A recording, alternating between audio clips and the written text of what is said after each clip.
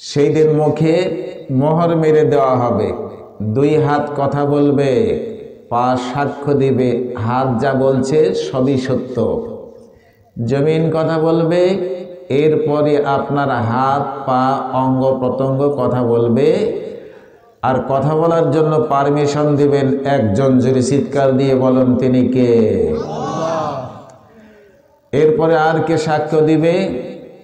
সম্মানিত লিপিকার, কেরামেন কাতেবিন, তারা ডায়েরি নিয়ে বসে আছে, যা কিছু করছে সব লিপিবদ্ধ করছেন, আল্লাহর কাছে এগুলি পরিবেশন করবেন।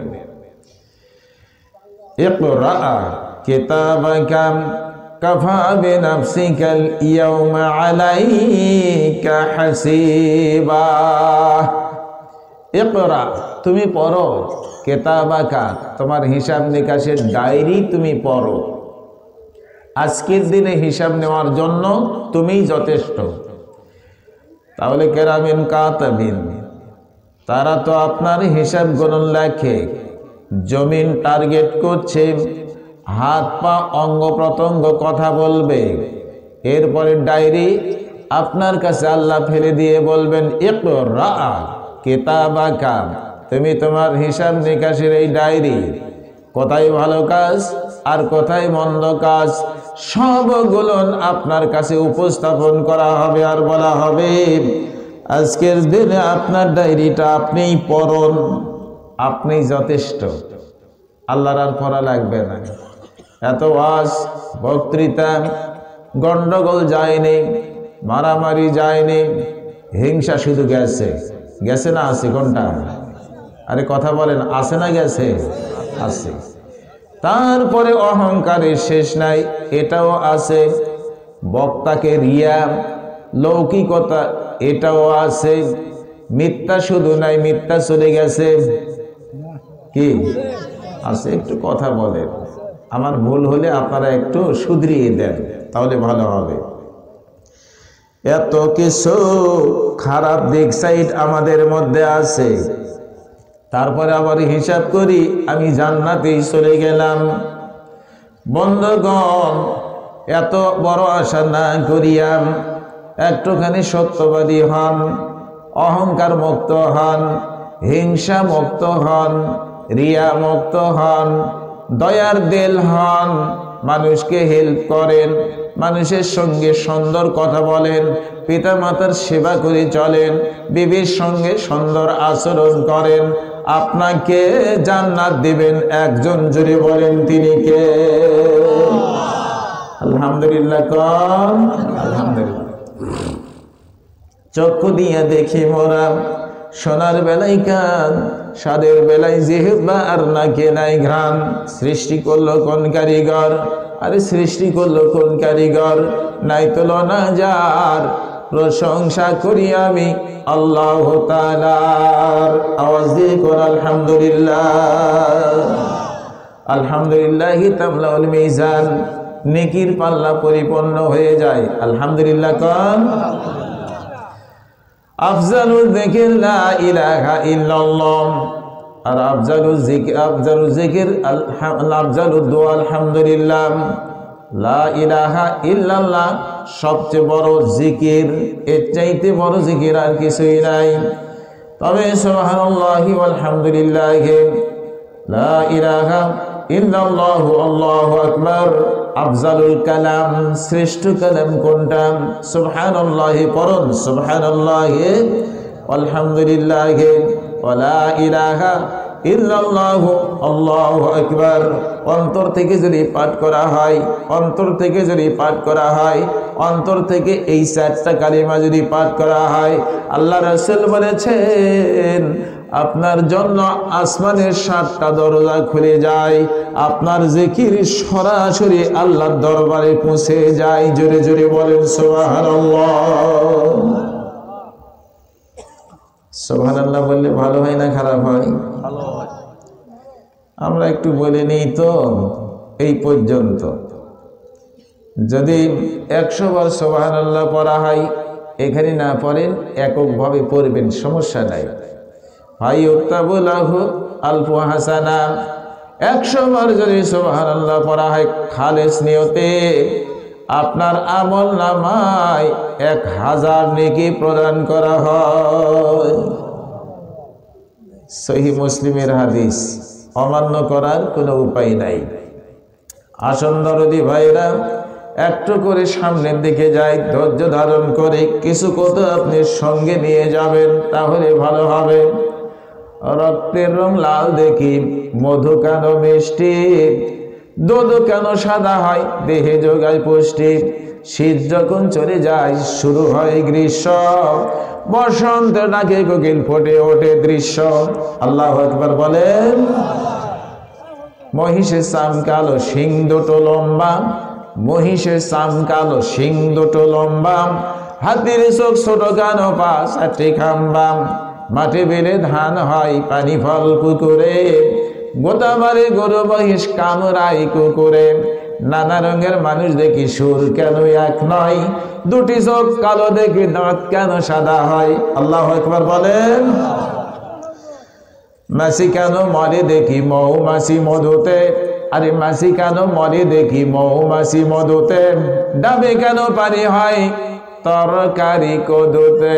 একটু জোরে কোন আল্লাহু আকবার। ওয়ালিল্লাহিল হামদ। প্রশংসা হলো আল্লাহর জন্য। একটু জোরে বলেন, প্রশংসা হবে কার জন্য? আমার ভাইরা, ধরেন যে কত লাশকে ঘাড়ের উপরে নিলেন, একটা দিন আপনাকে আমাকে লাশ হইয়া ওইরকম খাটুনিতে উঠিয়া মানুষের ঘাড়ের উপরে চড়িয়া কবর পর্যন্ত যাইতে হবে, এর মধ্যে কোনো সন্দেহ নাই। আকাশে সূর্য যেমন ওঠে, এইটা যেমন সত্য, আপনার মৃত্যু হবে এটাও সত্য। তাই একটুখানি বলি, ধৈর্য ধারণ করে বসে যান। এইরকম দিনই মাহফিল কবুল হয়। সহিহ বুখারীর মধ্যে আছে, ফেরেশতারা আল্লাহর দরবারে গিয়ে বলে, রব্বুল আলামিন, ওখানে একদল মানুষ এখনো বসে আছে। কোন জায়গা? কামারপাড়া, দক্ষিণ পাড়া।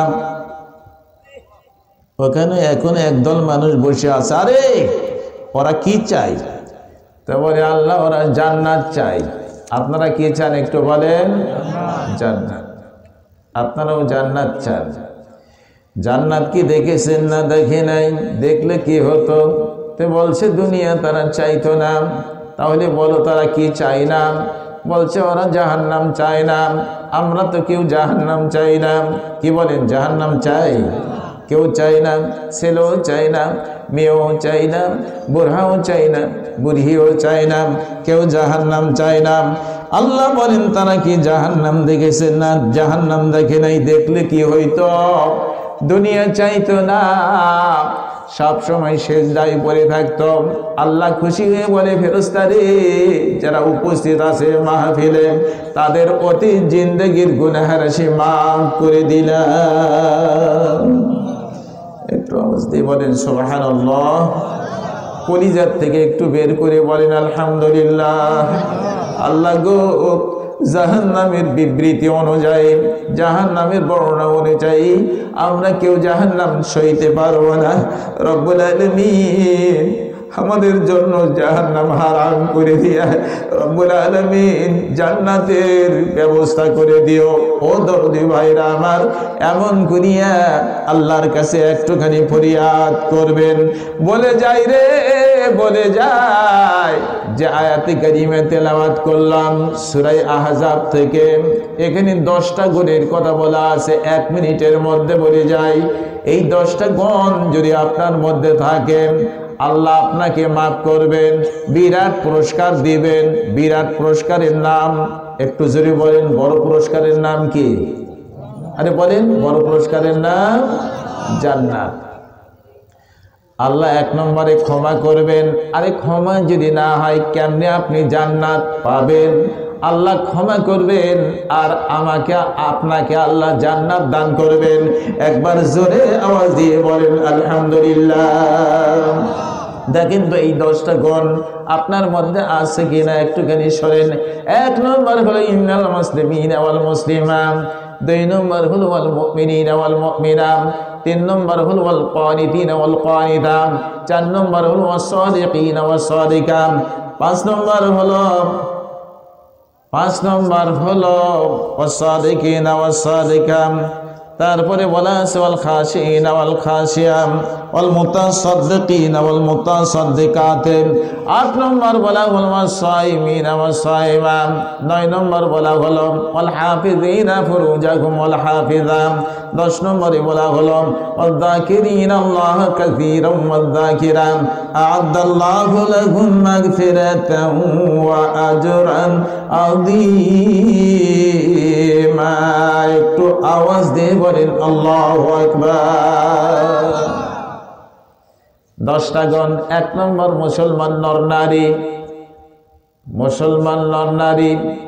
2 নম্বর হলো মুমিন নর নারী, 3 নম্বর হলো বিনয়ী নর নারী, 4 নম্বর হলো আল্লাহর কাছে ক্ষমা চাই এমন ধরনের নর নারী। তারপরে বলা আছে বিনয়ী নর নারী। এরপরে 7 নম্বর বলা হলো দানশীল নর নারী। এবারে 8 নম্বর বলা হলো রোজাদার নর নারী। এবার 9 নম্বর বলা হলো যৌন দেশ হেফাজত করা নর নারী। আর 10 নম্বরে বলা হলো অধিক আল্লাহর জিকিরকারী নর নারী।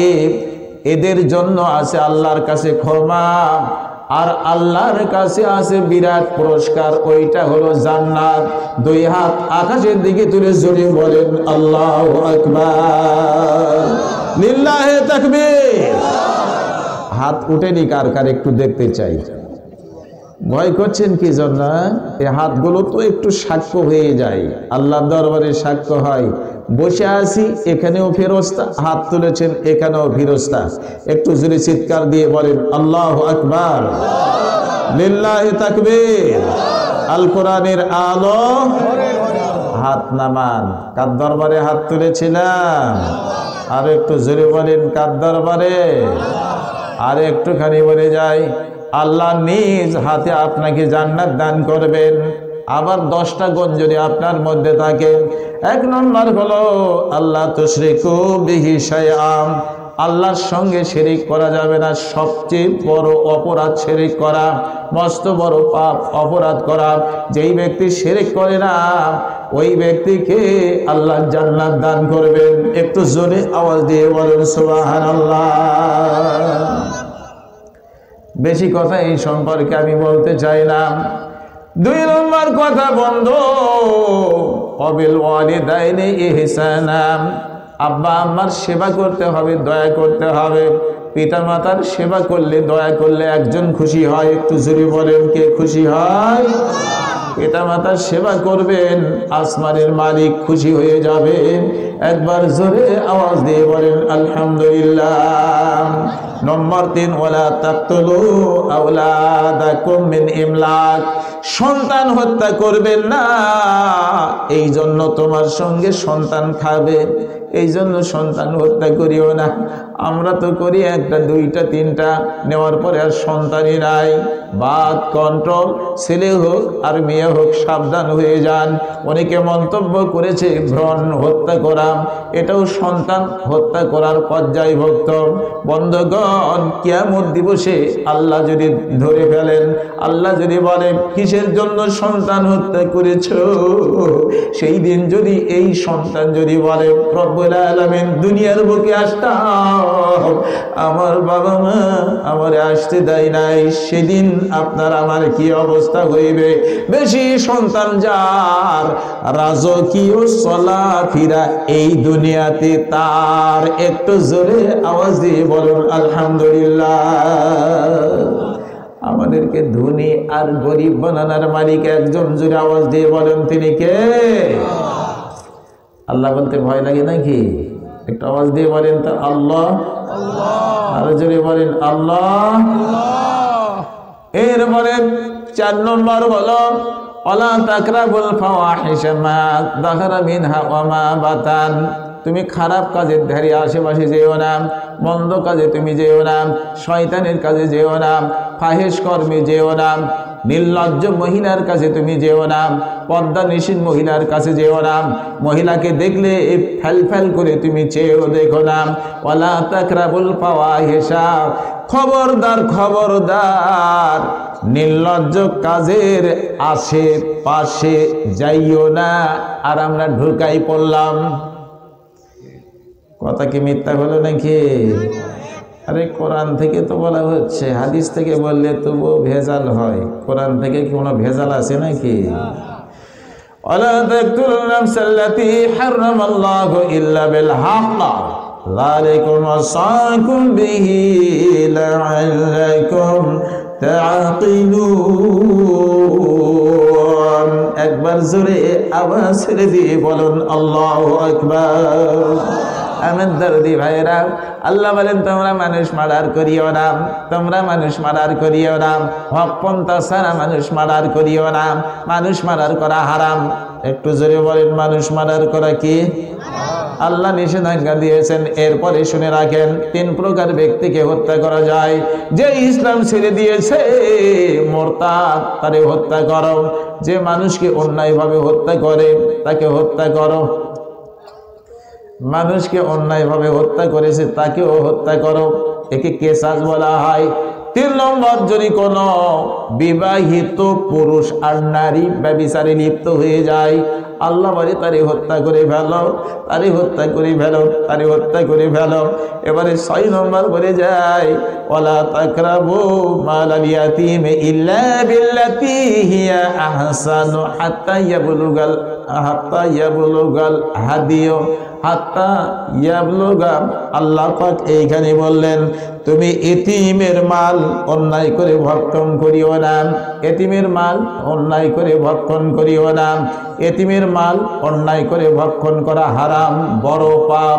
শুনে রাখেন, এতিমকে কাঁদালে আমার রাসূলকে ক্রন্দন করানো হয়, আমার রাসূলকে কাঁদানো হয়। ভাইরা আমার, এতিমকে ভালোবাসলে খাওয়ার মধ্যে স্থান করে দিলেন, বসত বাড়ির মধ্যে এতিমকে ঠাঁই করে দিলেন, ওই ব্যক্তির জন্য আল্লাহ জান্নাতে বসবাসের সুযোগ করে দিবেন।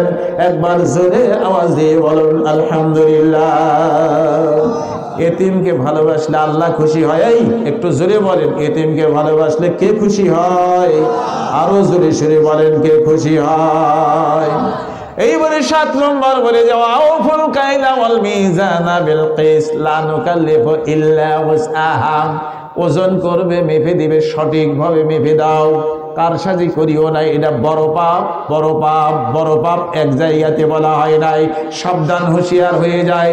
যখন আমি মাফ করব কিংবা আমি ওজন করব, সঠিকভাবে ওজন করব। ভাই রে, বড় জুলুম রে, বড় রকমের পাপ। যদি অন্যায় করে আপনি এমন করে ওজন করেন, নেওয়ার সময় বেশি দেন, দেওয়ার সময় কম দেন, ধান্দা আলাদা। দুনিয়ার কোনো মানুষ যদি জানতে না পারে, একজন কিন্তু জানতে পারেন। একটু জোরে বলেন, তিনি কে? কথা বলেন না কেন? তিনি কে? আল্লাহ। আলহামদুলিল্লাহ কোন। এরপরে বলে যায়, ওয়াইদা কুলতুম ফাদিল ওয়ালাউ কানা যা কুরবা। যখন বিচার করবে সঠিক বিচার করতে হবে। বাপ যদি আসামি হয়, গিলটি হয়, তবুও সঠিক বিচার করতে হবে। সন্তান যদি গিলটি হয়, দাগী হয়, তবুও সঠিক বিচার করতে হবে। ঘোষণা হলো আল্লাহর। একটু জোরে বলেন, ঘোষণা কার? আবে আহাদিল্লাহি আউফু। আল্লাহর দেওয়া ওয়াদা পালন করো, আল্লাহর দেওয়া ওয়াদা পালন করো, আল্লাহর দেওয়া ওয়াদা পালন করো। আল্লাহর দেওয়া ওয়াদা কি রে? একটু সুন্দর করে শুনে যান। এই জীবনে শান্তি নেমে আসবে, আর শান্তি দেওয়ার মালিক হলো একজন। জোরে বলেন, শান্তির মালিক কে? আল্লাহর ওয়াদা পালন করতে হবে। আরাফার ময়দানে যখন জিলহজ মাসের 9 তারিখে হাজিরা উপস্থিত হয়, আরাফার ময়দান এত শ্রেষ্ঠ কেন, এত নামী কেন? ওই দিনকে ইয়াউমুল হজ, ইয়াউমুল আরাফা, ইয়াউমুল হজ। আরাফার তারিখকে হজের তারিখ বলা হয়েছে। একটু জোরে বলেন মারহাবা। এত ওই জায়গা প্রসিদ্ধ কেন? ওখানে হাজিদের গুনাহ রাশি মাফ হয়ে যায়। আসমান থেকে প্রথম আসমানে আল্লাহ পাক প্রথম আসমানের নিচে চলে আসেন রাতের বেলায় আল্লাহ প্রথম আসমানে।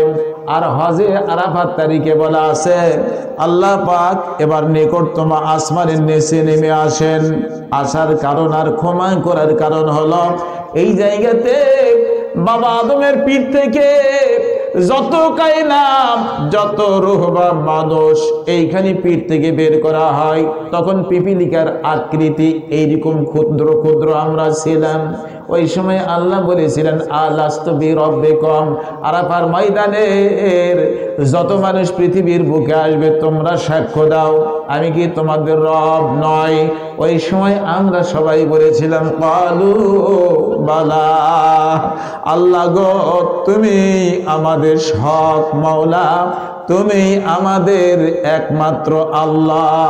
এই সাক্ষ্য আমরা আরাফার ময়দানে দিয়েছিলাম। সেইটাই বলা আছে অবে আহাদিল্লাহি আউফু, আল্লাহর দেওয়া ওয়াদা পালন করো। এইটা হলো 9 নম্বর। 10 নম্বরই বলা হলো ওয়া আন্না হাদা সিরাতি মুস্তাকিমান ফাত্তাবিউহু ওয়া লা তাত্তাবিউস সুবুলা ফাতাফাররাকা বিকুম আন সাবিলি যালিকুম ওয়াসাকুম বিহি লাআল্লাকুম তাত্তাকুন। একবার জোরে আওয়াজ দিয়ে বলুন আল্লাহু আকবার। এই কোরআনের পথ হলো সত্য পথ। 10 নম্বর এই পথেই থাকতে হবে। এই পথ ছাড়া যত পথ আছে আঁকা বাঁকা ওরে শয়তানের পথ। এই 10টা বিষয়ের কথা বলা আছে। এই 10টা বিষয় যদি আমরা আমল করে চলি, আমার রাসূল বলেছেন আল্লাহ নিজ হাতে আপনারে জান্নাত দান করবেন। একবার 2 হাত আকাশের দিকে তুলে জোরে বলেন সুবহানাল্লাহ, লিল্লাহি তাকবীর। আর জোরে বলেন লিল্লাহি তাকবীর। আমাদেরকে জান্নাত দেবেন একজন, জোরে চিৎকার দিয়ে বলেন তিনি কে? ওই যে দেখেন ওই ব্যক্তিকে খাটুলিতে উঠাইয়া কবরের দিকে নিয়ে যাওয়া হয়। মুসনাদে আহমদের হাদিস সুন্দর করে শুনে যান। মাম্মাতা ওয়া হুয়া বারিউম মিন সালাসিন, আল্লাহ রাসূল বলেন ওই লাশটা নিয়ে যাওয়া হচ্ছে কবরের দিকে। ওই লাশের মধ্যে যদি 3টা বিষয় না থাকে, একটু জোরে বলেন কয় বিষয়? 3 বিষয় যদি না থাকে, ঘুম ধরছে নাকি? একটু বলেন কয় বিষয়? 3 বিষয় যদি না থাকে দাখালাল জান্নাতাম, ওই লাশের ঠিকানা আল্লাহ জান্নাতে করে দিবেন। জোরে শুনে বলেন সুবহানাল্লাহ, আল্লাহু আকবার। 3টা গুণ যদি না থাকে তো আমি আপনি সবাই জান্নাতে চলে যাব।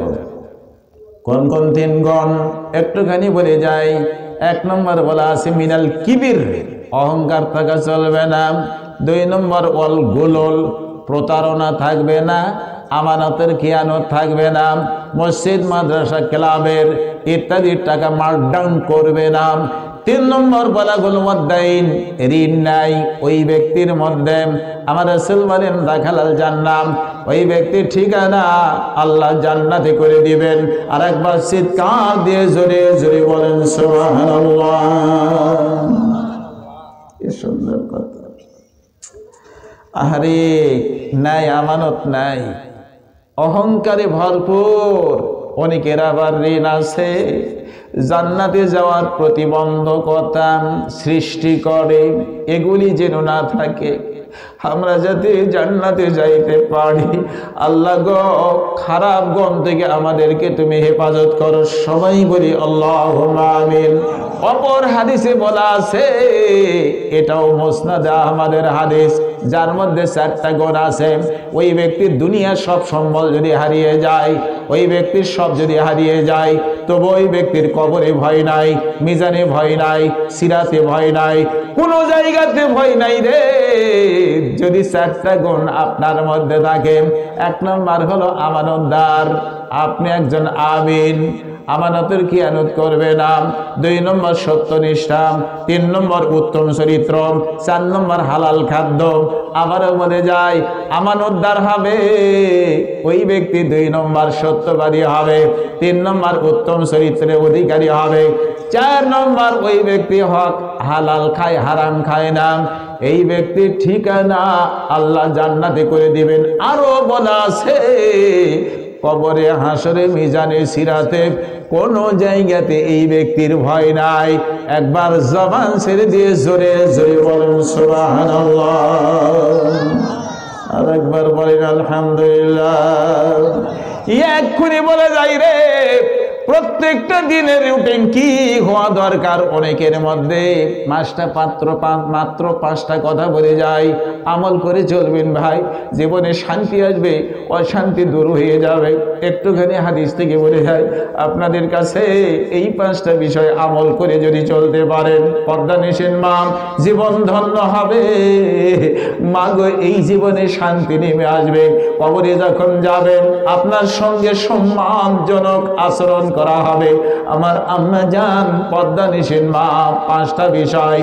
1 নম্বর, যেই ব্যক্তি প্রত্যেক 5 ওয়াক্ত সালাতে, ফরজ সালাতের পরে আয়াতুল কুরসি পড়ে, আয়াতুল কুরসি পড়ে, আয়াতুল কুরসি পড়ে, 5 ওয়াক্ত সালাতে, ফরজ সালাতের পরে আয়াতুল কুরসি পড়ে, বলা আছে এই ব্যক্তি জান্নাতেই চলে গেছে।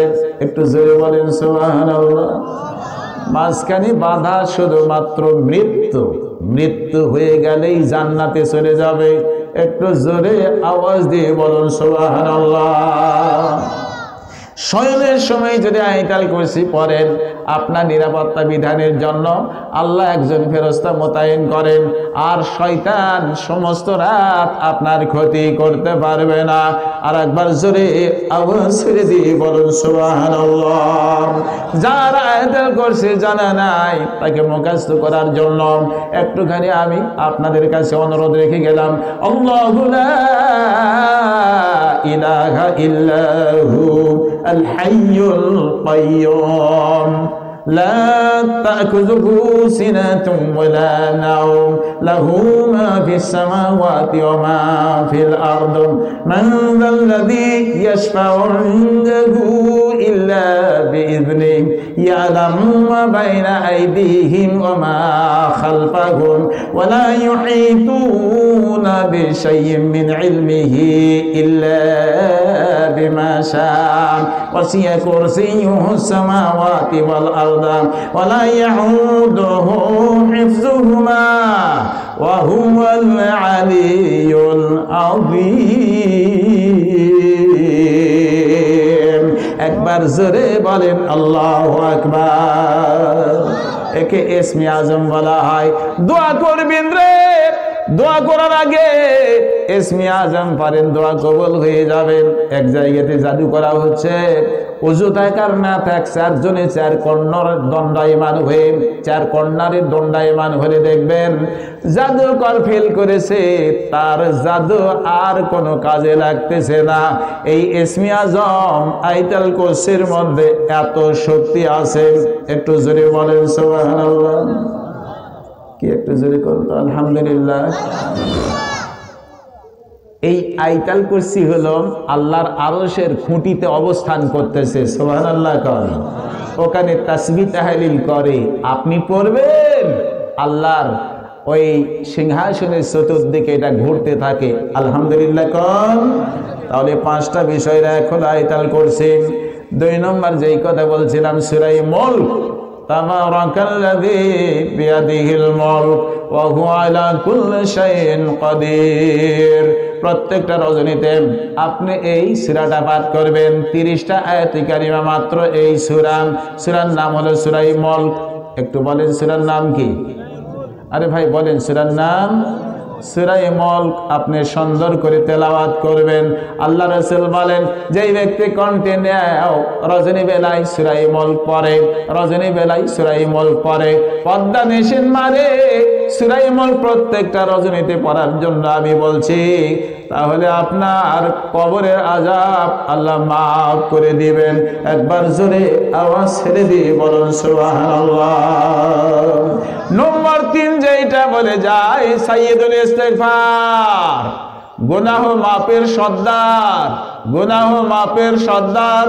আল্লাহুম্মা আনতা রাব্বি লা ইলাহা ইল্লা আনতা খালাকতানি ওয়া আনা আবদুকা ওয়া আনা আলা আহদিকা ওয়া ওয়া'দিকা মাসতাতা'তু আউযু বিকা মিন শাররি মা সানা'তু আবু'উ লাকা বিনি'মাতিকা আলাইয়া আবু'ু বিযামবি ফাগফিরলি ফাইন্নাহু লা ইয়াগফিরুদ যুনুবা ইল্লা আনতা। একে বলা হয়েছে সাইয়্যিদুল ইস্তিগফার, একে সাইয়্যিদুল ইস্তিগফার বলা হয়। সকাল বেলা পড়েছেন, দিনের বেলায় যদি মারা যান তা আল্লাহ আপনাকে জান্নাত দান করবেন। আর সন্ধ্যা বেলায় পড়েছেন, রজনীতে মৃত্যু হয়ে যায়, আল্লাহ আপনাকে জান্নাত দান করবেন। একটু জোরে সোরে করেন সুবহানাল্লাহ। মরার মতো নয়, জবান ছেড়ে দিয়ে বলেন আলহামদুলিল্লাহ। 4 নম্বর বিষয় সহজ সাধ্য, আমল করে চললে জীবন ধন্য হবে। ওযু করেছেন, ওযু শেষ হয়ে গেছে, 5 ওয়াক্ত সালাতের ওযু করার পরে আপনি যদি কালিমায়ে শাহাদাত পড়েন, আশহাদু আল্লা ইলাহা ইল্লাল্লাহু ওয়াহদাহু লা শারীকা লাহু ওয়া আশহাদু আন্না মুহাম্মাদান আবদুহু ওয়া রাসূলুহু, ফতিহাত আবওয়াবুল জান্নাতের সামানিয়া, তাহলে আপনার জন্য জান্নাতের 8টা দরজা খুলে দেওয়া হয়। আজকে থেকে স্টার্ট করবেন, সুন্দর করে আমল করবেন, সুন্দর করে আমল করবেন, জীবন ধন্য হবে, শান্তি আর রহমত দিয়া আল্লাহ ভরপুর করে দিবেন। আরো জোরে জোরে বলেন সুবহানাল্লাহ। 5 নম্বরে যেই কথাই বলছিলাম, আমরা আমল করি না রে।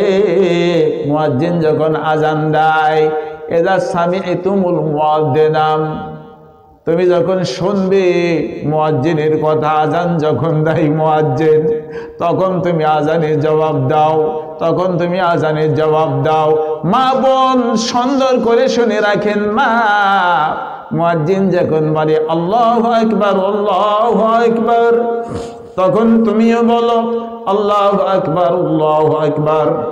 মুয়াজ্জিন যখন বলে আশহাদু আল্লা ইলাহা ইল্লাল্লাহ, তুমিও বলো আশহাদু আল্লা ইলাহা ইল্লাল্লাহ। মুয়াজ্জিন যখন বলে আশহাদু আন্না মুহাম্মাদার রাসূলুল্লাহ, তুমিও বলবে আশহাদু আন্না মুহাম্মাদার রাসূলুল্লাহ। মুয়াজ্জিন যখন বলে হাইয়া আলাস সালাহ, তুমি তখন বলো লা হাওলা ওয়ালা কুওয়াতা ইল্লা বিল্লাহ, কিংবা ওইটাই হাইয়া আলাল ফালাহ, তখন বলো লা হাওলা ওয়ালা কুওয়াতা ইল্লা বিল্লাহ, কিংবা ওইটাই যেটা মুয়াজ্জিন বলে। এরপরে আল্লাহু আকবার আল্লাহু আকবার। আম্মা জান আপনিও বলবেন আল্লাহু আকবার আল্লাহু আকবার। লা ইলাহা ইল্লাল্লাহ, আপনিও বলেন লা ইলাহা ইল্লাল্লাহ মিন কলবিহি, অন্তর দিয়ে আপনি পড়েন, দাখালাল জান্নাম। যদি আজানের জবাব দেন অন্তর দিয়া, আল্লাহ আপনার ঠিকানা জান্নাতে করে দিবে। একটু জোরে সোরে কান্ত সুবহানাল্লাহ। আমল করে চলেন, বেশি আমি কথা বলি নাই। আইতাল কোরসি পড়বেন, দুবুর সালাতিল মাকতুবাত, ফরজ সালাতের পরে আইতাল কোরসি পড়বেন 1। এবারে সূরা মুলক পড়বেন প্রত্যেকটা রজনীতে। এবারে 3 নম্বর বলে যায়, সেটা হলো সাইয়্যিদুল ইস্তিগফার, সকালে আর বিকালে পড়বেন। 4 নম্বর কথা বলে যায়, যখন ওযু করবেন তখন কালিমায়ে শাহাদাত পড়বেন। 5 নম্বর কথা বলে যায়, মুয়াজ্জিন যখন আযান দেয় তখন আযানের জবাব দিবেন। এত গুরুত্বপূর্ণ কথা, এত গুরুত্বপূর্ণ কথা, এত গুরুত্বপূর্ণ কথা, সবাইকে ধরে নিয়ে আমল করার জন্য একটুখানি অনুরোধ করে যাই। আল্লাহ গো, জানি সেইটা মেনে চলার তুমি তৌফিক দাও। আমরা সবাই বলি আল্লাহুম্মা আমিন। যুবকেরা ধ্বংস হয়ে যাচ্ছে 2টা রাস্তায়। কষ্ট হয় নাকি আপনাদের? বিশেষ বিপদের সময় অল্প সময়ের মধ্যে বলে যায়। যুবকেরা দুইটা কারণে নষ্ট হয়ে যাচ্ছে, ধ্বংস হয়ে যাচ্ছে। এক নম্বর হলো মাস্টার ভিশন, হস্তমৈথুন করা, নাউজুবিল্লাহ মিন জালিক। এই পথ থেকে যুবক তুমি এখনো ফেরত আসো। একবার যদি তুমি হস্তমৈথুন করো, জীবন শেষ হয়ে যাবে। তোমার মুখে লাথি মেরে তোমার স্ত্রী চলে যাবে। সাবধান, হুঁশিয়ার হয়ে যাও। দুই নম্বর বিষয় হলো মাদকাসক্ত, নেশা করেছে যুবকের, আর কোনো ব্যক্তিত্ব আর অস্তিত্ব নাই। আমার সঙ্গে ঘুরে মাওলানা সাহেবের ছেলে মদ খায়, নেশা করে, অত বাড়ি সবগুলো একবারে নষ্ট করলো। টাকাও চুরি করে, পয়সাও চুরি করে, সোনা দানাও চুরি করে, জামা কাপড় কেটে কেটে নষ্ট করে, অস্ত্র নিয়ে আব্বা আম্মাকে ধারায়, আমারে টাকা দাও নইলে দুনিয়া থেকে তোমাদেরকে আমি বিদায় করে দেব। ওয়াজির নামক ছেলে, মাত্র 15 বছর বয়স। একটু জোরে বলেন, কয় বছর বয়স? 15 বছরের ওয়াজির মদ খাইয়া টইটম্বর হইয়া প্রত্যেক দিনের মতো উঠানি পড়ে আসে। আজকের দিনে উঠে না। মা ওয়াজিরের কাছে গিয়ে বলছে, বাবা তুই উঠছিস না কেন? প্রত্যেক দিন সকাল 9টা বেজে যায়, তুই উঠে পড়িস, আজকের দিনে 11টা বেজে যাচ্ছে, তবুও কেন চেতন পাস না? গায়ে হাত দিয়ে দেখে গা শক্ত হয়ে গেছে। এবার নাকি হাত দিয়ে দেখে জীবন যন্ত্র বন্ধ হয়ে গেছে। বাপকে ডাক দিয়ে বলে, ওয়াজিরের বাপরে, আমাদের একমাত্র কলিজার টুকরা নাই, দুনিয়া থেকে বিদায় নিল। মদের শেষ পরিণতি হলো দুনিয়া থেকে বিদায় লওয়া। আমার রাসূল বলেন, মদ খায় যেই যুবক আর যুবতী তওবা করে নাই, মারা গেছে। হাদিসে বলা আছে, মারা গেছে তওবা করে নাই, মদ খেত, এই সরাসরি জাহান্নামে চলে যাবে। তাই সবার কাছে একটুখানি বলে যায়, সাবধান, হুঁশিয়ার। আপনার ছেলে কার সঙ্গে ঘোরে, আপনার মেয়ে কার সঙ্গে ঘরে, এটা একটুখানি লক্ষ্য রেখে দেখবেন। খবরদার, খবরদার, সে যেন নেশা না করে, সে যেন মদ না খায়, সে যেন ওই রকম না করে। যদি করে তাহলে আপনার জীবনও নষ্ট করে দিবে। সাবধান, হুঁশিয়ার হয়ে যায়। কথা ওই দিকে না লইয়া মৃত্যুর আগে আপনাকে 5টা বিষয় পরিষ্কার হতে হবে। কোন কোন 5টা বিষয় পরিষ্কার হতে হয়? আল ফিতরাত খামসন, আল্লাহ রাসূল বলেন ফিতরাত হলো 5টা। এই মাথার চুল থেকে শুরু করে পায়ের পাতা পর্যন্ত আপনি জড়িত আছেন 5টা বিষয়ের সঙ্গে। গরম পানি হলে খাবো, ছাড়া খাবো না। গরম হলে দিবেন, আমি আগে বলেছিলাম, কিন্তু কর্তৃপক্ষ খেয়াল করে নাই। তো যাকে একটুখানি বলে যাই, বাবু বসেন, একটু বসেন, ধৈর্য ধরেন, একটু বসেন। ইন্নামা ইউওয়াফাস সাবিরুনা আজরাহুম বিগাইরি হিসাব। যারা ধৈর্য ধারণ করে তাদেরকে আল্লাহ হিসাববিহীন পুরস্কার দিবেন। সুবহানাল্লাহ। এত রাত ধরে বসে আছেন, কিছু নিয়ে যান ভাই, মনে কিছু নেন না। 5টা বিষয়ের সঙ্গে আপনি আমি জড়িত। এই দিকে একজন আমারে কল দিয়েছিল, মাওলানা সাহেব আমার ছোট ভাই মারা গেছে, তার নাভির নিচের কেশ এটা বড় হয়েছে, এখন কি করা যায়? এগুলি দরকার আছে তো, আপনারও আমারও হতে পারে বেখেয়ালে। দুনিয়ার সাথে এত মত্ত মাতোয়ারা, এত দুনিয়ার সাথে সম্পর্ক। ইসলামের কাজ যদি ভালো না হয় আপত্তি নাই, কিন্তু দুনিয়ার কাজটা টোন টাইট হতে হবে। সত্য না মিথ্যা? একটু কথা বলেন, সত্য না মিথ্যা? তাহলে 5টা বিষয়ের সাথে আপনি জড়িত। 1, আল ইক্তিতান, আপনারে খাতনা দিতে হবে। পুরুষ লিঙ্গের অগ্রভাগের চামড়া কেটে যেটা করা হয় সুন্নাহ, সেইটা করতে হবে। ইব্রাহিম নবীর বয়স এখন 80 বছর। একটু বলেন কয় বছর বয়স? এই সময় ইব্রাহিম নবীকে বলা হলো, ইব্রাহিম নবী বয়স কত? 80। ইক্তিতানু ইব্রাহিম নবী সাল্লাল্লাহু আলাইহি সাল্লাম ওয়া হুয়া 80 সানাতা বিল কদম। ইব্রাহিম নবীর প্রতি অর্ডার হয়ে গেল, 80 বছর বয়সে এখন খাতনা দিতে হবে। অন্দর মহলে গেলেন, কোটা ধারণ করলেন, এবার আপন হস্তে নিজের খাতনা নিজেই সমাপ্ত করলেন। একবার জোরে আওয়াজ ছেড়ে দিয়ে বলুন সুবহানাল্লাহ। আমার কাছে একজন প্রশ্ন করেছিল, হুজুর ইন্টারমিডিয়েট পাস করলাম, আমার ছেলে এখনো খাতনা দিই নাই। আমি বললাম, ইব্রাহিম নবীর যদি 80 বছর বয়সে খাতনা হয়, আপনার ছেলেকেও খাতনা দিতে হবে। অভিনব কায়দায় ডিজিটাল যুগে হাত না দিবেন তো কোনো অসুবিধা নাই আমার ভাই। এইটা হলো 1 নম্বর। 2 নম্বর ওয়াল ইস্তিহদাদ, নাভির নিচের পশমগুলো আপনাকে পরিষ্কার করতে হবে। এটা যেন 10 দিনে, 20 দিনে, 30, 40 যেন পারি না দেয়। সাবধান, হুঁশিয়ার হয়ে যান। যাদের অসুবিধা আছে ঘুমিয়ে যাওয়ার আগেই পরিষ্কার হয়ে যাবেন, কেননা মৃত্যুর কোনো বন্দোবস্ত নাই, যে কোনো সময় আপনার মৃত্যু হতে পারে। নম্বর 3, অতাকলিমুল আসফার, হাতের নখ ছোট করতে হবে।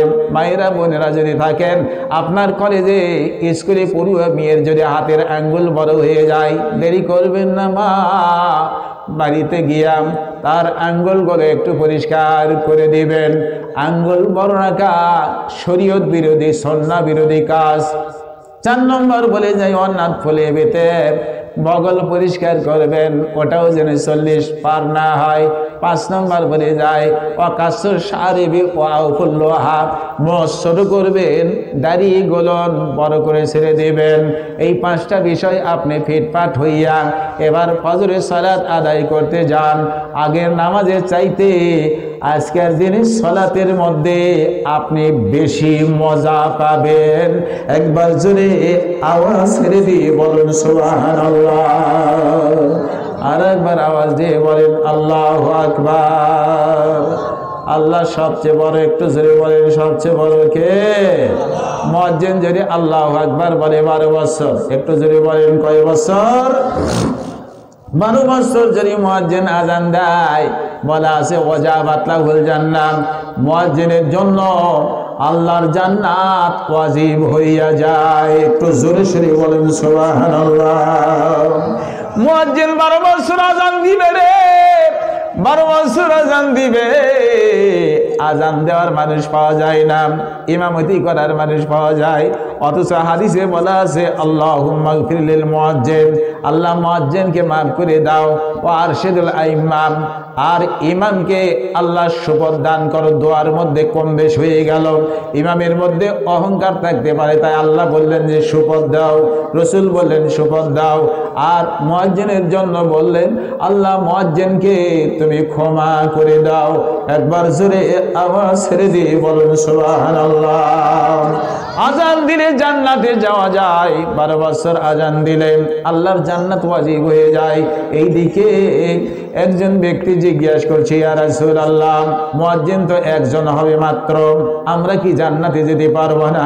আল্লাহ রাসূল বলেন মুয়াজ্জিন যা বলে সেইটাই বলো, তাহলে আল্লাহ তোমাদেরকেও জান্নাত দান করবেন। একবার জোরে আওয়াজ ছেড়ে দিয়ে বলুন সুবহানাল্লাহ, লিল্লাহি তাকবীর। আরে কণ্ঠ ছেড়ে দিয়ে বলেন লিল্লাহি তাকবীর। আল কোরআনের আলো। আরে মুসলমান কোনোদিন কমজোরি হতে পারে না। মুসলমান সিংহের জাতি, এর সিদ্দিরাই রহমানির জাতি, হযরত ওমর ফারুকের জাতি, আবু বকর সিদ্দিকের অনুসরণ করার জাতি, নবী মুহাম্মদুর রাসূলুল্লাহ তার আমরা হলাম উম্মাহ। আমরাও সিংহের মতো গর্জন দিয়ে সামনের দিকে অগ্রসর হব, ভয় নাই। আমাদের সাহায্যকারী একজন, একটু জোরে চিল্লায়া বলেন তিনি কে? কথা বলেন না কেন? তিনি কে? আল্লাহু আকবার। একটু জোরে বলেন আল্লাহু আকবার। এইবারে তো কবরে যাওয়া লাগবে বন্ধু, বাঁচার কোনো উপায় নাই, কোনো পথ নাই, বাঁচার কোনো উপায় নাই, কবরে যেতেই হবে, কোনো উপায় নাই। 5 প্রকার ব্যক্তি আছে যাদের কবরের আযাব মাফ করবেন। একটু জোরে বলেন কে? কে মাফ করবেন? তাহলে 5 প্রকার ব্যক্তির কবরের আযাব হবে না। ডাইরেক্ট আপনাদের কাছে বলে যাই, এই ভাই উঠছেন কেন? এই ভাই উঠছেন কেন? হাই হাই রে, ডায়াবেটিসে একটু অবস্থা খারাপ। একটু শুনে যান, ভালো লাগবে। আর মা বোন তো এই এলাকার মা বোনদের বক্তৃতা আর করতে চাচ্ছি না, তারা তো পর্দার মধ্যে থাকে, সমস্যা আছে। তার মধ্যে আবার আহলে হাদিস জায়গা সব পর্দার মধ্যে এমন লুকাইছে, যুবকেরা আর মা বোনদেরকে দেখতে পায় না। তবে মা বোন দেবর সম্পর্কে একটু হুঁশিয়ার সাবধান থাকেন। দেবর হলো গহমা বিষধর সাপের মতো, তে বলা হয়েছে একজন সাহাবা জিজ্ঞাসা করছে আরাইতুল হামওয়া, দেবর সম্পর্কে একটু বলেন। তো রাসূল বললেন কাল আল হামুল মাউত, দেবরের সঙ্গে দেখা করা মৃত্যুর নামান্তর। তুমি কবরে যাও, তবুও দেবরের সঙ্গে ইটিস ফিটিস করিও না। আর আমাদের মহিলারা বলে স্বামী আমার যেমন তেমন, দেবরই নাকি করি যার মতো। নাউজুবিল্লাহ কন। এলা লেগে আছে। তো 1 নম্বর পর্দা দেবরের সঙ্গে, 2 নম্বর পর্দা ভাসুরের সঙ্গে, 3 নম্বর পর্দা নন্দার সঙ্গে, 4 নম্বর পর্দা দুলা ভাইয়ের সঙ্গে, 5 নম্বর পর্দা তালয়ের সঙ্গে, এরপরে হলো কি বলে বিহাইয়ের সঙ্গে, চাচাতো ভাই, মামাতো ভাই, খালাতো ভাই, ফুফাতো ভাই। এরা বিষধর সাপের মতো, গহমা সাপের মতো, যে কোনো সময় সবল মেরে ইমানকে নষ্ট করে দিবে। আর কার কাছে পর্দা করতে হয়? চাচা শ্বশুরের কাছে পর্দা করতে হবে, মামা শ্বশুরের কাছে, ফুফা শ্বশুরের কাছে, খালু শ্বশুরের কাছে, আপন খালু, আপন ফুফা, এদের কাছেও পর্দা করতে হবে। আল্লাহ রাসূল বলেন খালা যদি মারা যায়, খালার ভাগ্নেকে খালু বিবাহ করতে পারবে। ফুফু যদি মারা যায়, ফুফুর ভাজ্জিকে ফুফা বিবাহ করতে পারবে। পর্দা ব্যবস্থা যদি মেনে চলেন, আপনার ঘরে কোনোদিন ব্যভিচার প্রবেশ করবে না। জোরে সরে বলেন সুবহানাল্লাহ। আল্লাহ গো, পর্দা করে তুমি তৌফিক দাও। পর্দা করে চলবেন, শুধুমাত্র পর্দা নারীদের তা নয়, আপনাদের পর্দা আছে, পর্দা ব্যবস্থা মেনটেন করে চলতে হবে। ভাইরে আমার দরদি মা, কেউ যদি স্বামীর তত্ত্বাবধান করে, সেবা করে, স্বামীকে ভালো লাগে না। অনেক মহিলা আছে হাত মোজা দেয়, পায়ে পা মোজা লাগায়, তাহাজ্জুদে নামাজ পড়ে, 5 ওয়াক্ত নামাজ পড়ে, বরকা গায়ে দেয়, ওয়াজ বক্তৃতা করে, কিন্তু স্বামীর সঙ্গে ভালো ব্যবহার নাই। এরকম নাই? এইরকম দরবেশ সুফি সাজিয়া মা কোনো কাজে লাগবে না। স্বামীকে বেজার মানে আসমানের মালিকও বেজার। আজ থেকে মা যত ওয়াজ করেন, বক্তৃতা করেন, হাতে আর পায়ে মোজা লাগান না কেন, স্বামীর সেবা করবেন। স্বামীর সেবা করিয়াম, তিরমিজির হাদিস, যেই মহিলা মারা গেল স্বামীর খেদমত করিয়াম, যেই মহিলা মারা গেল আল্লাহ রাসূল বলেন এই মহিলা জান্নাতে চলে গেল। একবার 2 হাত আকাশের দিকে তুলে জোরে বলেন মারহাবা, লিল্লাহি তাকবীর। এই তো হলো আসল কথা। আর একটুখানি বলে যাই, কার কাছে পর্দা লাগবে না?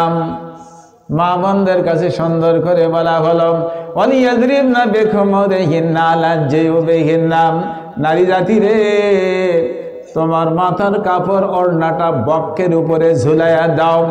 কেন মা? বক্ষে কি আছে আল্লাহ সেটা টার্গেট করলেন। বক্ষ তুমি আবৃত করো, ঘোষণা হলো আল্লাহর। একটু জোরে বলেন ঘোষণা কার? ওয়ালিয়াযরিবনা বিখুমুরিহিন্না আলা জিয়ুবিহিন্না। তুমি বরকা দিয়া তোমার বক্ষ স্থল আবৃত করো, ঘোষণা আল্লাহর, তাহলে সুন্দর হবে। আর বলা আছে ওয়ালা ইউবদিনা যিনাতাহুন্না ইল্লা লিবুউলাতিহিন্না। নারী জাতি রে, তোমার স্বামীর কাছে পর্দা লাগবে না। জোরে সুরে বলেন আলহামদুলিল্লাহ। স্বামী নারীর পরম ধন, স্বামী নারীর পরম ধন। মা বোনেরা শোনো, স্বামী নারীর পরম ধন। মা বোনেরা শোনো, স্বামীর খেদমত করতে মা গো বেল চাহে না কেন? হাসি মুখে ঠারের চোখে দেখবে স্বামীর দিকে, তবেই তাহার মনটা তোমার দিকে পড়বে ঝোঁকে। সবার কথা ছেড়ে আগে স্বামীর কথা ধরো, দিবানিশি 24 ঘন্টা তারই খেদমত করো। যদি তুমি তাহার মনটা করতে পারো জয়, পরম সুখী হইবে মা গো জানিও নিশ্চয়। খানা পিনা কাপড় সোপর, আরে খানা পিনা কাপড় সোপর, তেল সাবান আর কত, সবই হাজির দেখবে মা গো দিল চাহিবে যত। সবই হাজির দেখবে মা গো দিল চাহিবে যত। স্বামীর কাছে পর্দা করা লাগবে না মা, শুধুমাত্র মাসিক সারাম। স্বামী যখনই বলে রেডি হয়ে যাও, তোমার সঙ্গে আনন্দ করতে চাই, বিবির সঙ্গে সঙ্গে রাজি হইয়া যায়। অপর হাদিস সিলসিলায়ে সহিহান সেখানে বলা হলো যেই নারীর মধ্যে 4টা গুণ থাকবে এই নারী জান্নাতি। 1 নম্বর স্বামীকে সবচেয়ে বেশি ভালোবাসে, 2 নম্বর অধিক সন্তান নেওয়ার জন্য আগ্রহী হয়, 3 নম্বর স্বামী প্রেম কামনা করলে রাজি হইয়া যায়। এবার 4 নম্বর স্বামী যদি বেজার হয়, বিবি আর খানা খায় না, স্বামীর মুখের দিকে লক্ষ্য করে বলে যতক্ষণ তুমি আমার প্রতি রাজি না হইবা ততক্ষণ আমি খানায় হাত দিব না। এই 4টা গুণ যেই নারীর মধ্যে আছে এই নারীর ঠিকানা আল্লাহ জান্নাতে করে দিবেন। একবার জোরে আওয়াজ দিয়ে বলুন সুবহানাল্লাহ। আরেকবার বলে যাই, জান্নাতের মালিক কে? বাংলাদেশের বক্তারা নয়, একটু জোরে বলেন জান্নাতের মালিক কে? তাহলে একটুখানি বলে যাই, আও আবাইহিন নাম আও আবাই বোলাতিহিন নাম। এবারে বাবার কাছে পর্দা করা লাগবে না, আপন বাবা, আপন দাদা, আপন নানার কাছে পর্দা করা লাগবে না, শ্বশুর বাবার কাছে পর্দা করা লাগবে না। সাবধান, হুঁশিয়ার, শ্বশুর বাবার কাছে স্বামীর মতো এরকম ফ্রি চলবে না, পর্দা করে চলতে হবে।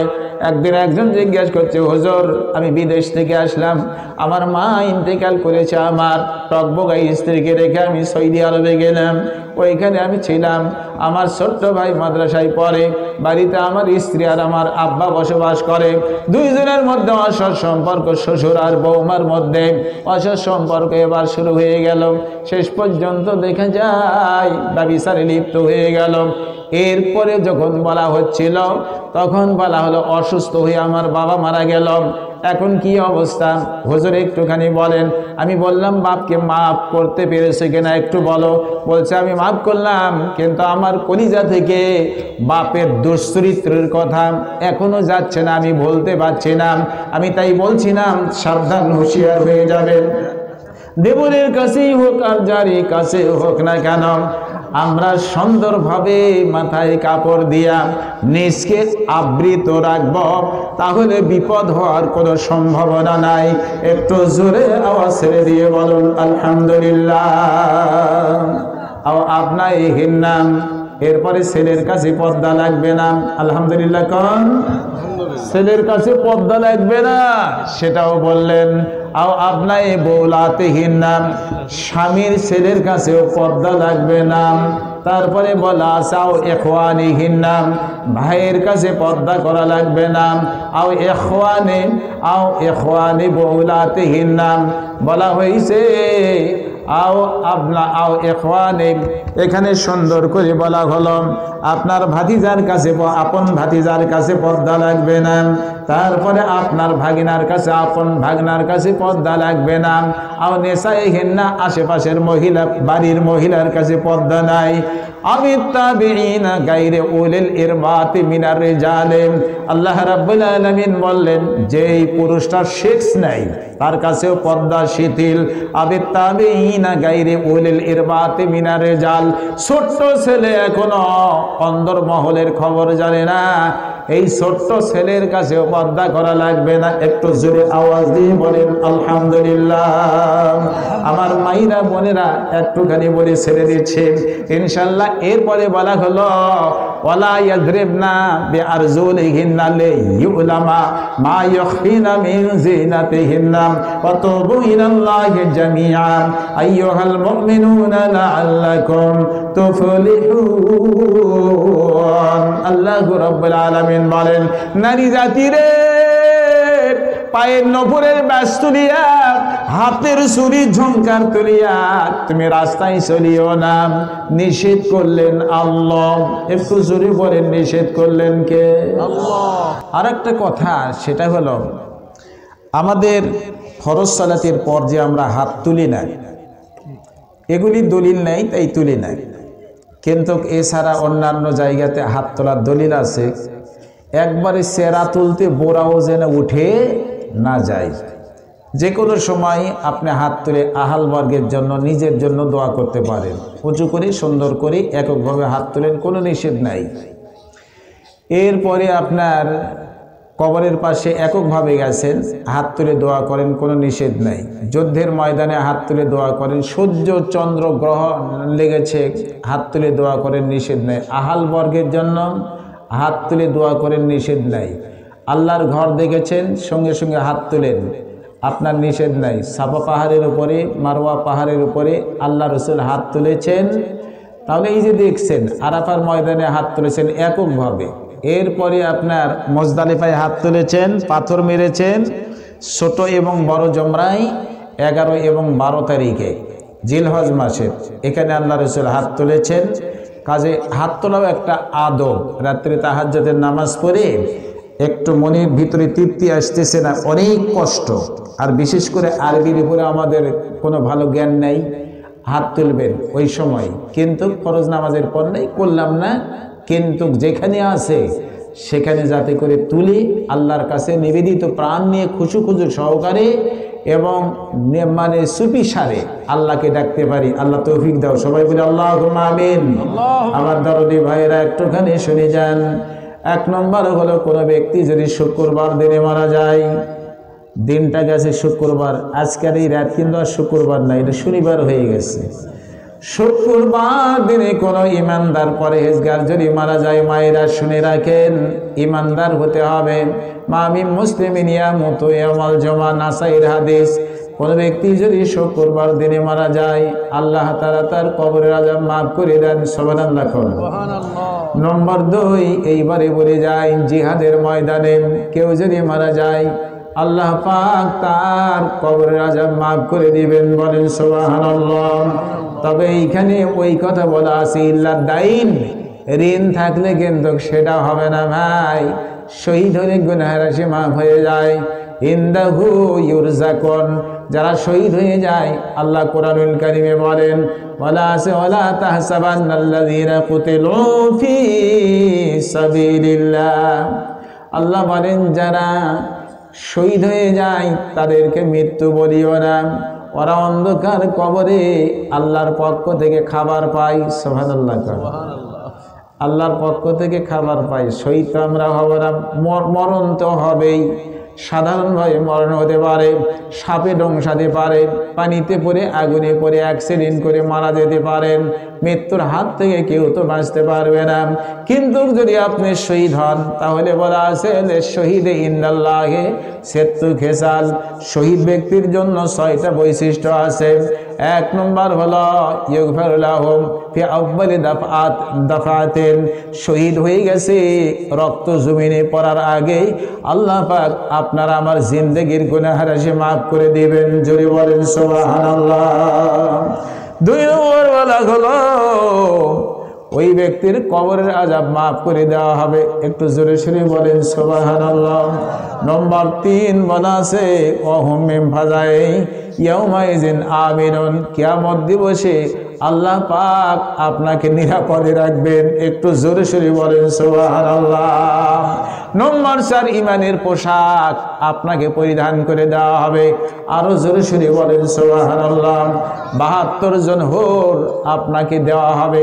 আরো জোরে সুরে বলেন সুবহানাল্লাহ। কেউ পারবে না, হাফেজ কারি, মাওলানা, হাজী, গাজী কেউ পারবে না। একজন শহীদ ব্যক্তি 70 জনকে লইয়া জান্নাতে চলে যাবে। 2 হাত আকাশের দিকে তুলে জোরে বলেন সুবহানাল্লাহ। লিল্লাহি তাকবীর। আরো জোরে বলেন লিল্লাহি তাকবীর।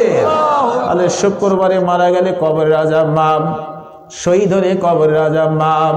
এবারে 3 নম্বর কথা বলে যায়, মান কাতালা বাতনাহু, যে ব্যক্তি পেটের ব্যথায় মারা যায়, আল্লাহ রাসূল বলেন তার কবরের আযাব আল্লাহ মাফ করে দেন। আরো জোরে জোরে বলেন সুবহানাল্লাহ। এবারে 4 নম্বর বলে যায়, ইসলামের অতন্ত্র প্রহরী সীমান্ত এলাকায় পাহারা দেয়, শত্রু কর্তৃক আক্রান্ত হইয়া ছুরি মেরেছে, তরবারি মেরেছে, মেরে ফেলেছে, ভয় নাই, চিন্তা নাই, এই ব্যক্তির কবরের আযাব একটু জোরে বলেন মাফ করবেন কে? বিষয়গুলো একটুখানি জেনে যাবেন। 5 নম্বর বলে গেছে আগেই সূরা মুলক, তাবারাকাল্লাযী বিয়াদিহিল মুলক, সবাইকে মুখস্থ করার জন্য বলে যায়।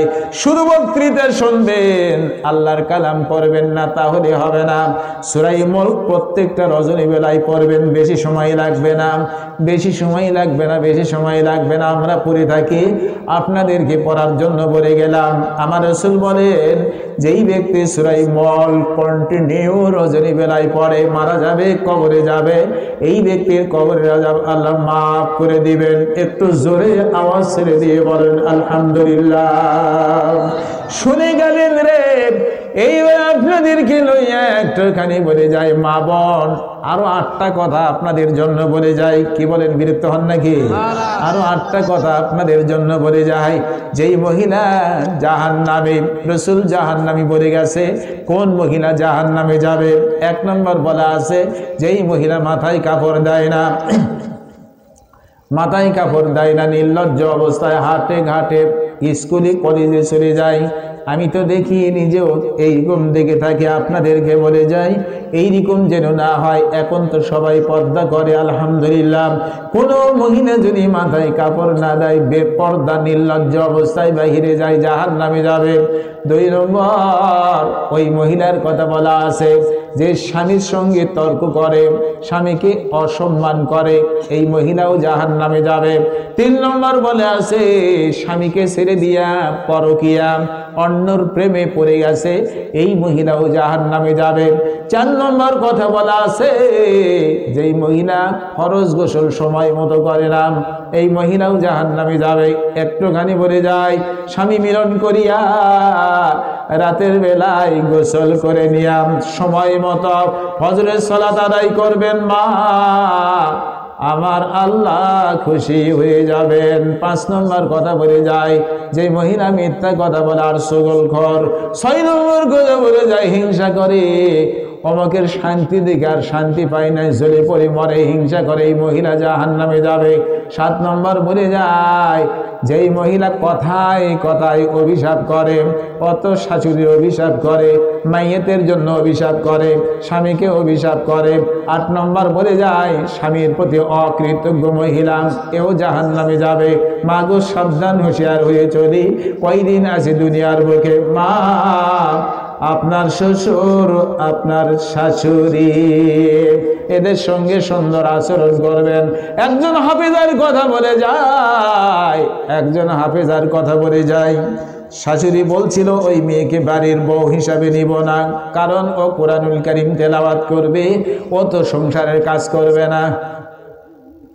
শ্বশুর বলে আমি ওকেই লইতে চাই, বাড়িতে নিয়ে আসা হলো। এখন মেয়েটা সংসারের কাজ পরিপূর্ণ করে, আলহামদুলিল্লাহ কর। সকালে উঠিয়া থাকতে পারে না, সুন্দর করে কোরআনুল কারীম তেলাওয়াত করে। হুররিমাত আলাইকুম উম্মাহাতুকুম ওয়া বানাতুকুম ওয়া আখওয়াতুকুম ওয়া আম্মাতুকুম ওয়া খালাতুকুম ওয়া বানাতুল আখি ওয়া বানাতুল উখতি, এত সুন্দর করে কোরআনুল কারীম তেলাওয়াত করে। শাশুড়ি শুনতে ছিল, যেই বইয়ের প্রতি শাশুড়ি বেজার ছিল, এখন শুনতে শুনতে এমন হয়ে গেছে, বৌমাকে বলছে, বৌমা আমি কোরআন শুনতে ভালোবাসি, বৌমা গো আমাকেও আল্লাহর কালাম তুমি শিক্ষা দিবে। শ্বশুর বলে আমরা ধন্য হয়ে গেলাম, এমন বাড়ির বৌমা কোরআনুল কারীম পড়ে। আমরা বেনামাজি ছিলাম, আমাদেরকে বলে কয়ে সবাইকে নামাজ শিক্ষা দিয়েছে। আজকের দিনে বৌমা পেটের সন্তান ডেলিভারির জন্য বাড়িতে যখন যায়, বাপের বাড়িতে যাবে, শ্বশুরের কাছে হাত ধরে বলে, বাবা আপনি একটুখানি খানা পিনা করবেন। শাশুড়ির হাত ধরে বলেন, আপনার সংসারের কিছুদিন আমি আর সেবা করতে পারবো না। শাশুড়িও কাঁদে, শাশুড়ি কাঁদে, শ্বশুর কাঁদে, চোখের পানি ছেড়ে দিয়ে বলে, বৌমা আমার বাড়ির লক্ষ্মী, তুমি আমার বাড়ির একমাত্র সম্পদ, তুমি যখন থাকবে না এই বাড়িতে আর কোরআনুল কারীম ধ্বনিত হইবে না। আমরা সবাই দোয়া করি তুমি বাপের বাড়িতে যাবে, নেককার সন্তান লইয়া এই বাড়িতে আবার তুমি ফেরত আসবে। যখন তুমি বাড়িতে ফেরত আসবে, তখন আমাদের পরিবার আবার আলোকিত হবে। একবার জোরে আওয়াজ ছেড়ে দিয়ে বলুন সুবহানাল্লাহ, লিল্লাহি তাকবীর। জোরে সোরে বলেন লিল্লাহে তাকবীর। এমন ধরনের সন্তান চাই আল্লাহ, তুমি আমাদেরকে এমন ধরনের সন্তান আর বৌমা এই বাড়িতে তুমি নিয়ে আসো, ভালো হবে, সুন্দর হবে। ভাইরে, ছেলেকে শিক্ষা দিলেন গো, কোনো লাভ নাই। অত নামাজি পড়ে না, খারাপ হয়ে পেশাব করে, কোনো লাভ নাই। কোরআনুল কারীমের একটা রাজা বানান, কোরআনুল কারীমের সন্তান বানান, জীবন ধন্য হবে। এই জীবনে সন্তান শান্তি নেমে আসবে। একটা ছেলের কথা আমি একটুখানি বলে যাই, একটা ছেলের কথা বলে যাই। ভারতে খোরাসানে তার বাড়ি। ছেলেটার নাম হলো ইলমউদ্দিন। একটু বলেন ছেলেটার নাম কি? ইলমউদ্দিন নাম। তার বয়স হলো 19 বছর। একটু বলেন বয়স কত? ওই ছেলেটার হাতে একটা বই চলে আসছে, ওই বইয়ের নাম হলো রঙ্গিলা রসুল, আমোদ প্রমোদ করা নবী। নাউজুবিল্লাহ কন। শ্রীকৃষ্ণর সঙ্গে আমার রসুলের তুলনা করেছে, একজন লম্পটের সঙ্গে তুলনা করেছে। বইটা পড়ার পরে ছেলেটা এখন দাউ দাউ করে জ্বলে। মায়ের কাছে গিয়ে বইটা দিয়ে বলে, মা রাসপাল বইটা লিখেছে, আমি সইতে পারি না। মা গো, বইটা একটুখানি তুমি দেখো। লেখা নাই, পড়া নাই, মূর্খ ছেলে। বাপ তার সুতার মিস্ত্রি কাজ করে। ছেলেটার নাম বলে ইলমউদ্দিন। মায়ের কাছে দিয়ে বলছে, মা এই বইটা তুমি একটুখানি পড়ো। মা বই পড়ছে, চোখের পানি আর চোখে আটকায় রাখতে পারছে না। ছেলে বলছে, মা তুমি কেন চোখের পানি ছেড়ে দিয়েছো? কেন তুমি কাঁদো? এবার মা বলছে, বাবা তুমি কি চাও? বলছে, মা আমারে একটা তরবারি তুলে দাও, রসুলের শত্রুকে দুনিয়ার থেকে বিদায় করে দিব। হয় রসুলের শত্রু দুনিয়ার থেকে বিদায় নিবে, নইলে আমি শহীদের মর্যাদা লইয়া আমি কিয়ামত দিবসে রসুলের সামনে দণ্ডায়মান হব। মা 1 রুপি দিয়া সন্তানকে বলছে, বাসারে এইটা দিয়ে একটা তরবারি তুমি কেনো। এই ঘটনা হলো আজ থেকে আপনার 96 বছর আগেকার ঘটনা। তখন ছিল 1929 সালের ঘটনা। আপনাদের কাছে আমি তুলে ধরলাম। কেমন সন্তান তৈরি করবেন, জীবন আপনার ধন্য হবে। এমন ধরনের সন্তান যদি হয়, আমার রাসূল বলেছেন, আওয়ালাদিন সালিহিন, নেক সন্তান যদি তৈরি হয়, আব্বা আম্মার জন্য হাত তুলে কিংবা সেজদায় পড়ে গিয়া আব্বা আম্মার জন্য কাঁদে। আমার রাসূল বলেন, নেক সন্তানের দোয়া কবুল হইয়া আব্বা আম্মার কবর জান্নাতের ঘর হইয়া যায়। একবার জোরে আওয়াজ ছেড়ে দিয়ে বলুন সুবহানাল্লাহ। শুধু কি তাই, এক মা সন্তানকে পাঠাচ্ছে, বহুত দেখা যায়, আমরাও দেখেছি। মা ইশারা করে ছেলেকে বলে, বাসাধন ব্যাগ তোমার পিঠে দিলাম, যাও কোরআন পড়ার জন্য তুমি যাও। ছেলেটা দৌড় থেকে দেখে মা চোখ মুছতেছে, মার চোখ দিয়ে পানি গড়ে গড়ে পড়ে। ছেলেটা বলছে, আমিও চোখের পানি নিয়ে মাদ্রাসায় গেলাম, মায়ের জন্য আমার প্রাণ সব সময় কাঁদে, চোখের পানি পড়ে। তবু মা বলে, কোরআনুল কারীম শিক্ষার জন্য তোমার কোরআনের হেফজখানায় পাঠায় দিলাম। বাসাধন রে, কাল কিয়ামতের কুটে তোমরাই হবে আমাদের জন্য সুপারিশকারী। এই বলিয়া সন্তান যখন দেখলো আজ মা মারা গেছে, আজকের দিনে বাবা মারা গেছে, জানাজার সামনে দণ্ডায়মান হইয়া জানাজাবাসীর কাছে যারা জানাজার সালাতে উপস্থিত হলো, সবাইকে সম্বোধন করে বলে, মা আমারে মাদ্রাসায় পাঠাইছিল, ওই মা নাই, কবরে যাচ্ছে। মার জন্য আজকে আমি সালাতের জানাজার ইমামতি করব। আবার বলছে, মা যখন কবরে যায়, কবরের পাশে দণ্ডায়মান হয়ে নেক সন্তান দোয়া করে। আমি যেই কথাই বলেছিলাম, নেক সন্তান তৈরি করি রে। সব সময় নামাজের শেষে সালাম ফিরানোর আগে নেককার সন্তান হলে সুন্দর করে দোয়া করে বলে, রব্বির হামহুমা কামা রাব্বায়ানি সগীরা।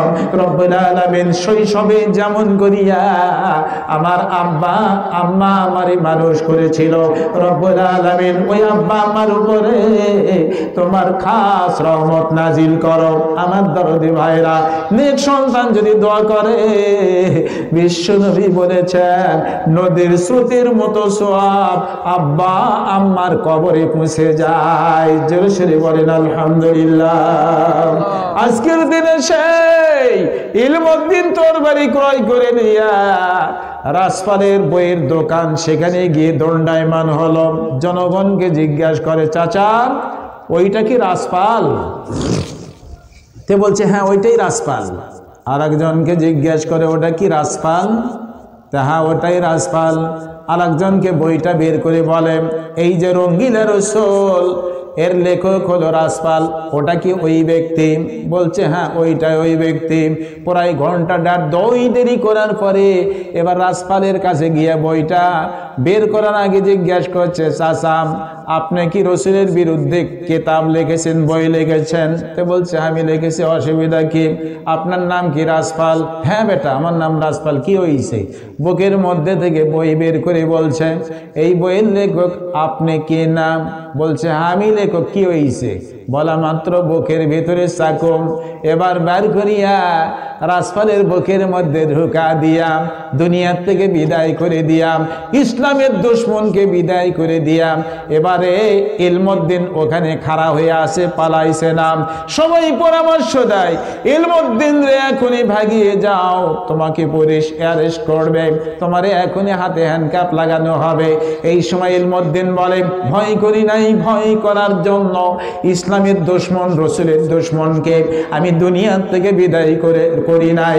ও আমার মুসলমান ভাইরাম, এখানে আমি দাঁড়িয়ে থাকবো, যেইটা হবে সেইটাই মাথা পেতে গ্রহণ করব, কেননা আমার সাহায্যকারী একজন। জোরে বলেন তিনি কে? আর একটু জোরে সরে বলেন তিনি কে? অনেক দূরের কথা, শেষ পর্যন্ত রায় হয়ে যাচ্ছে, ইলমউদ্দিনের ফাঁসি হয়ে যাবে। এবার মোহাম্মদ জিন্না একজন, উনি সফল একজন উকিল, কোনোদিন ঠকেন নাই। আজকের দিনে উনি ইলমউদ্দিনকে জিজ্ঞাসা করছেন, ইলমউদ্দিন রে একটা কথা বলতে হবে। কি কথা বলতে হবে? অ্যাডভোকেট সাহেব, ব্যারিস্টার সাহেব বলছিলেন, যখন আমি মারছিলাম ওই সময় আমার জ্ঞান সুস্থ ছিল না, মস্তিষ্ক বিকৃত হয়ে গেছিল, এই জন্য আমি মেরে দিছি। আমি কোন দিক দিয়ে মারছি বলতে পারি নাই। ইলমউদ্দিন হাউমাউ করে কাঁদছে আর বলছে, ব্যারিস্টার সাহেব আমারে মিথ্যা বলাবেন না, আমি তো মিথ্যা বলার জন্য রসুলের শত্রুকে দুনিয়ার থেকে বিদায় করি নাই। ওগো ব্যারিস্টার সাহেব, আমি রসুলের প্রত্যাশায় আছি, ইন্তেকাল করে আমি চলে যাব রসুলের দরবারে। রসুল যদি কিয়ামত দিবসে আমার জন্য সুপারিশকারী হয়, তাহলে আর কোনো ভয়ের কারণ নাই। ভাইরা আমার, শেষ পর্যন্ত রায় হয়ে গেল, ইলমউদ্দিনের ফাঁসি হবে। একদিন আগে জিজ্ঞাসা করা হয়, ইলমউদ্দিন রে তুমি কি চাও?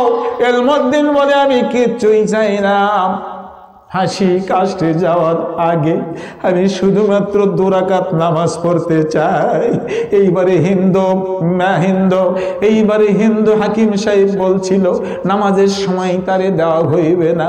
ফাঁসি কার্যকরী হয়ে গেল। জানাজার নামাজ না পড়াইয়া ইলমউদ্দিনকে এবার দাফন করা হয়, মাটি চাপা দেওয়া হয়। আন্দোলন কঠিন গুরুতর হয়ে গেল, মার কাট অবস্থায় ইলমউদ্দিনকে ফেরত দেওয়া হোক, আমরা মসনদে আগুন ধরাইয়া দিব। ইলমউদ্দিনের জানাজার নামাজ কেন হলো না? এবার 15 দিন গত হয়ে যায়, ডিক্লারেশন হয়ে গেল, ইলমউদ্দিনকে কবর থেকে এবার জাগ্রত করা হোক, কবর থেকে এবার বের করা হোক, মাটি চাপা থেকে বের করা হোক। 15 দিন পরে লক্ষ লক্ষ মানুষ জমায়েত হয়ে গেল, ইলমউদ্দিনের লাশ এবারে কবর থেকে উত্তোলন করা হলো। হাই গো, দেখা গেল পুরো পূর্বের চাইতে এবার ইলমউদ্দিনের চেহারা সুন্দর হয়ে গেছে। জনগণ কাঁদে আর বলে আমরা বিশ্বাস করে নিলাম ইলমউদ্দিন একজন জান্নাতি ব্যক্তি।